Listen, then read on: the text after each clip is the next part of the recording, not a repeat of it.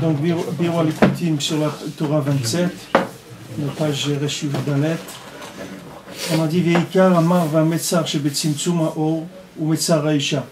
Maintenant, la plus grande amertume et la plus grande étroitesse qui est dans les conditions de la contraction de la lumière pour avoir accès à ce qu'on appelle Shabbat, c'est-à-dire à la révélation, on doit passer par un tzimtzum, c'est-à-dire par une contraction de la lumière, et le hikar de l'amertume et de l'étroitesse de cette contraction-là, elle se manifeste chez la femme.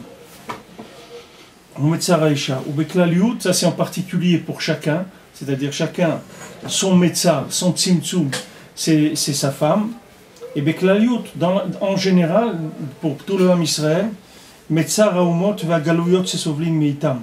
C'est l'étroitesse des nations et de l'exil qu'on supporte des nations. Chez Kulam Hashem Mitzrayim Kiadoa. Que toutes les Galouyot, elles s'appellent sur le nom de l'Égypte. Pourquoi? Parce que Mitzrayim, ça veut dire que c'est l'étroitesse.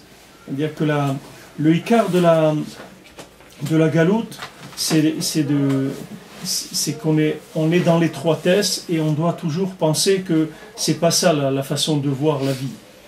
Les nations, elles voient la vie d'après l'étroitesse de ce monde. Donc elles ont des valeurs, des lois, des objectifs, etc., qui sont par rapport à l'analyse des éléments de ce monde qui s'appelle l'étroitesse dans sa généralité, ce monde. Maintenant, si on rentre dans leur façon de voir, alors on est influencé par cette façon étroite de voir la vie. Maintenant, si on dépasse ça et qu'on s'attache à la notion de Shabbat, alors là, on est libéré de la galoute. On n'est plus en galoute. La véritable galoute, c'est pas la galoute de se trouver, d'habiter là ou d'habiter là-bas. C'est pas ça le hikar de la galoute. Le hikar de la galoute, elle est dans la tête de la personne. C'est-à-dire, c'est sa façon de voir les choses. C'est ça la galoute. Si on a une façon de voir qui provient des nations, c'est-à-dire c'est une façon étroite de voir, c'est-à-dire une façon étroite, ça provient de ce qui a été analysé dans le monde.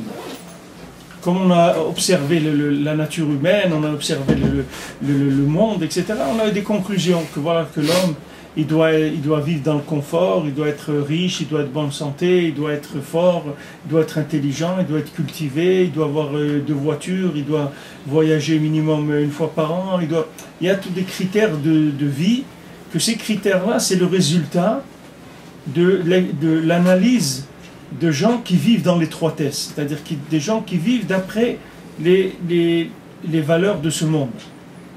Et ça rentre le Ham Israël dans la galoute, c'est ça la galoute. Maintenant, plus on fréquente cette façon de voir, et plus on s'appelle qu'on est en galoute. Maintenant, quelqu'un il peut vivre aussi en Israël et être aussi en galoute. C'est-à-dire, ça dépend comment il vit, qu'est-ce qu'il a dans sa tête, comment il voit la vie. C'est ça le hikar. Il y a des gens qui ont été obligés de quitter Israël pour faire tchouva. En Israël, ils étaient loin de la Torah. C'est-à-dire que l'étroitesse qu'ils avaient de la conception de la vie, c'est-à-dire qu'il n'y a pas plus étroit comme façon de voir ce monde que quand un juif il se trompe. C'est-à-dire quand un juif il se trompe, il n'y a pas